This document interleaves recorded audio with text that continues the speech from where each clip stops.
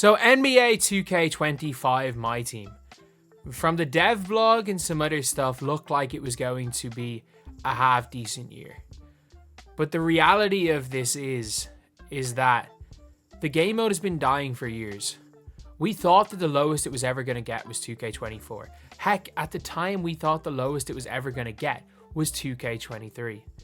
But I think it's safe to say 2k25 is the lowest point in MyTEAM history, and it's not even close. In this video, I'm going to be talking about some of the negatives of MyTEAM. I'm going to be talking about some of the problems the community have, and I'm going to be talking about the reasons why I feel like just dirty playing the mode. I've not played much of this game because it's now gotten to the stage in life where I just feel like this mode is a detriment more than it is a positive experience. And from what I've seen on the internet, nobody's having a positive experience on this game. The player base is falling. The cards are getting way out of line. It's getting harder to play this game for free. And the game mode that we once knew is dead. So the main reason I'm making this video is because of the event for Shay. Oh yeah, baby. Oh yeah, 2K, you won. This is the perfect name for this event. Perfect name. Day of the Dead. Y'all killed the mode. Y'all got most ball and ranting. I've been going crazy on Twitch. I'm really frustrated. This is the worst event we've ever gotten in all of 2K. I've been playing 2K since it was introduced in 2K13. I cannot think we were better off not getting events. I'm just being honest. The Day of the Dead is the most fitting name for this event because this was the day MyTEAM died. And yes, if you want to look at individual parts of the event, was it the worst thing in the world? Obviously not. But we have to look at the grand scheme of things. Look at what the headliner of the event was. And we got to look at what 2K are trying to do out of this event and what their end goals were. Shai Gilgeous-Alexander is 20 pink diamond skulls. Do you guys know how long it will take to just grind for that in-game? I'm not joking. 2,400 offline games. 2,400 offline games. These games take 5 minutes each. But if you played offline 24 hours straight, you can get 12 games done in an hour. So what? In 20 hours, you're getting 240 done. In 24 hours, you're getting under 300. So for the 72 hours of this event, actually less than 72 hours of this event, you are not even getting half of the games done. And that's if you win every single game. It is impossible. So we're seeing people trying to grind this out, no money spent. And the only way to do this no money spent is by grinding up MT and opening packs. And for me, that is essentially grind up MT, get lucky, gamble. That is your big event. Your big event for your quote unquote free card that you can't even get in the auction house is gambling. It is. Like, whether you're gambling with real money or gambling with MT that you earn in game, it's still gambling. It is literally try to get 5 pink diamond skulls and play in the game, and for the rest of the time, earn your MT in whatever way you can and spend all the MT. And what they want to do, like, I'm watching Most Ball and he's like, the method is you have to go into like TTO where you make your most MT, which is, by the way, so much less than any other year. You make MT slower than ever before playing this game. You can't make MT via the auction house anymore. So it is literally a case of grinding the game, because you've got no chance of getting the card from grinding the game. Grind the game to get MT for packs, and an event that's just a front for trying to force you to spend all your MT on packs and gamble away your MT? No. It's just completely unacceptable. And I understand there are parts that are decent for the event, but all in all, this is the first big MyTEAM event of the year. They did nothing for Halloween. They ignored Halloween. The first MyTEAM event is a way to funnel you into the pack market. It's embarrassing. It is absolutely embarrassing. And I'm okay with 2K putting cards in packs at the end of the day. But when an event that is supposed to be, well, not even supposed to be, obviously it's not supposed to be, it's supposed to funnel you into packs because that's all the 2K care about. But for an event that historically was always about getting free cards, was always about, these events were the times when new players come into the game and get something. Yeah, you can get a Jaime Jaquez Jr., but the gap between a Jaime Jaquez Jr. and any usable card is still big. Like, he's a 6'6", bad release, small forward, power forward. And then you've got the Shai Gilgeous-Alexander, which is the real thing of the event. It's the real card people want. Like, people don't play the events for the smaller cards. And I get it, it's an option. But the card that people want, you have to gamble. It is literally impossible. And you've got 2K employees being like, oh, there's going to be other ways of getting pink diamond skulls. If you grinded every single second of the event while it was grindable, you got 6 of 20. They're not going to give up 14 of the skulls. Because if they gave up 14 of the skulls, it would mean everyone would have Shai Gilgeous-Alexander. They're not going to do it. The reality is that they put out the illusion that Shai Gilgeous-Alexander was possible for free.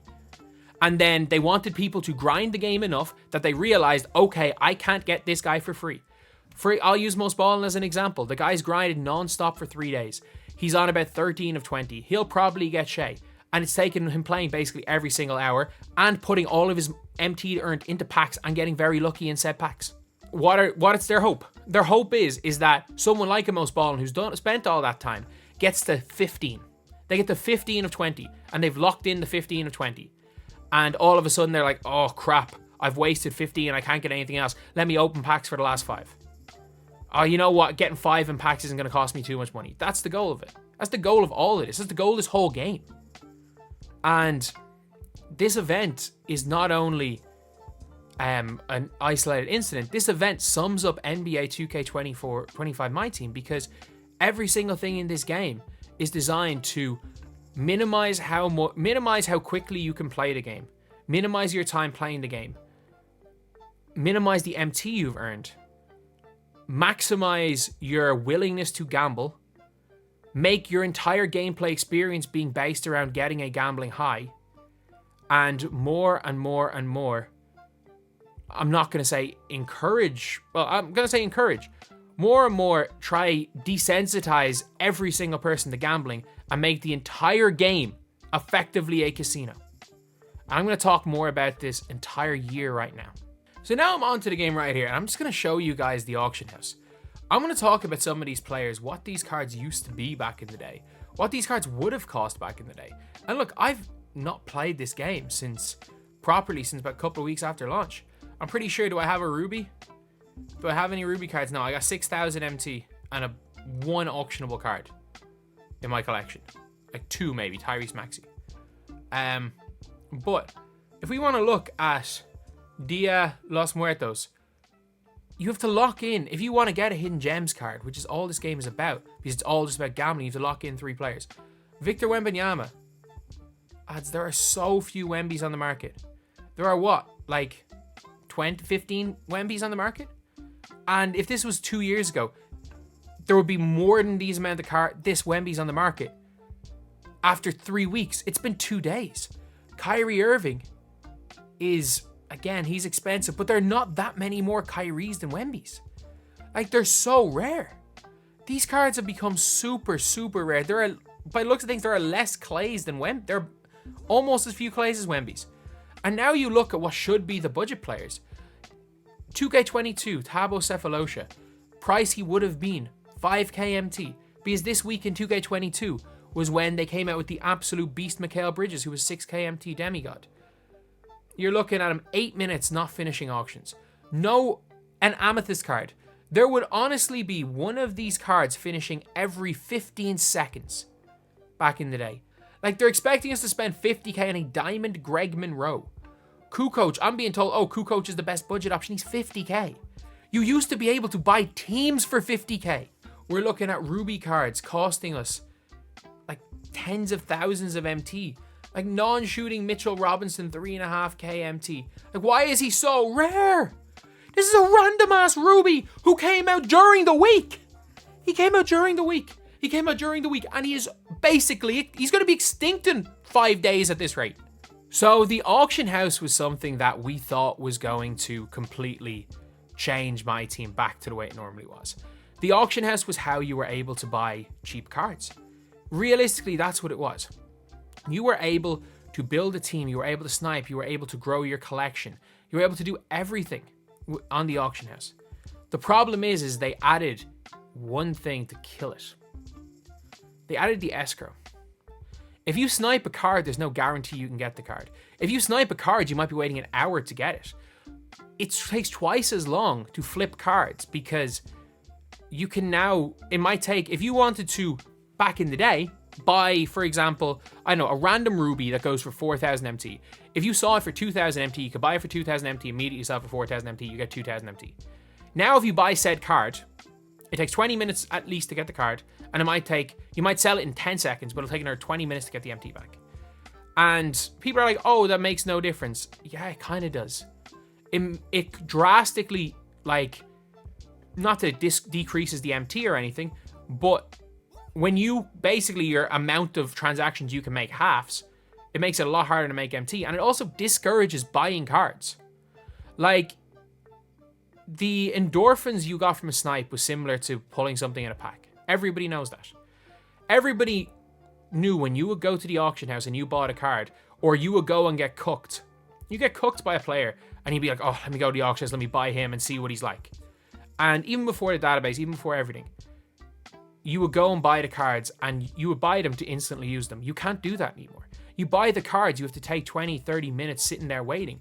And out of people just being impatient, it's gonna, because people are impatient, they're not gonna use the auction house, they're gonna go to the pack market more and more. It's just a reality of the situation. The auction house escrow was supposed to stop MT buying. It hasn't. Wemby is more expensive than any card last year. Cards are more expensive than ever. Do you want to know why? Because MT buying, MT generating, MT bots has not been stopped. It's not been slowed down. And because the pack odds are so bad this year, cards are becoming extinct on the day they come out. After 4 hours, back in the day, even the top tier cards, even the Invincibles, you would see one every minute for like an hour. Now you might see 5 in 4 hours. They've tanked the odds. There's more MT in circulation than ever for the bot accounts. Real people aren't getting MT. No one can buy anyone anymore. You just can't buy cards. It's just not a thing. It's not a thing.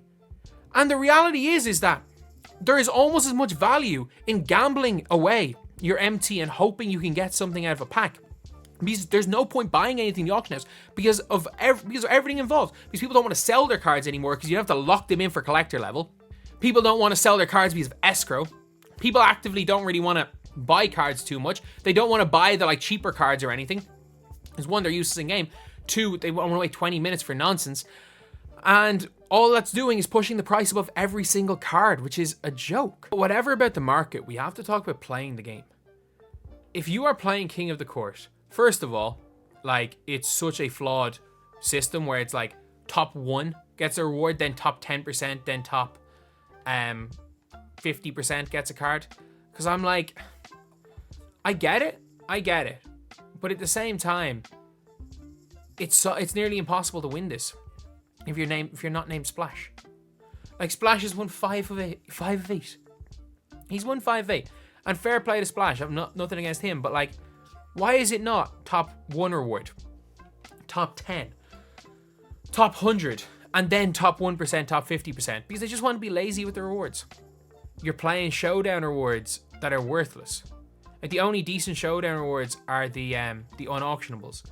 And I'm watching Ty Debo videos, and he's talking about how, oh, you should pick you need to pick the auctionable showdown rewards. Because when you get to level tier 1, you can pick the auctionable showdown rewards. You know, you can sell all those badges and shoes and everything. And I'm like, what are we doing? What's happened to this game? We've got TT Park, which is basically, they took away, it's just trebled the matchmaking for Triple Threat. Like, it takes 3 times as long to find a game unless you go on a streak as other years. Breakout is one of the worst modes they've ever put into the game. I'm not joking. To get anything of note, you need to win 15, 20 breakout games to get anything of note. Last year, you could play TT offline, play 10 games in an hour, open the vault or the door game or some sort of game 3 times and get 4,000 MT out of that, plus all the rewards, plus something for winning 10, plus a badge pack that's already there, plus all this other stuff. Whereas this year, if you see a door game, it's a event. What we used to get after every single game we played is now an event. Because they replaced every single mode with Breakout. Every single offline mode is replaced with Breakout. There is no direct matchmaking mode that is not a full showdown game. outside of salary cap. Clutch Time Online just is gone. It's just gone. Regular TT Online is gone. And they replaced it with a park, which is just laggy gameplay. It's laggy gameplay. They didn't fix anything like corners dropping. The gameplay's still bad. While the gimmick was fun for a couple of hours, I guess, the park should be the multiplayer thing. The park should not replace single player TTO, but all it has done is taken away the ability to find instant matchmaking.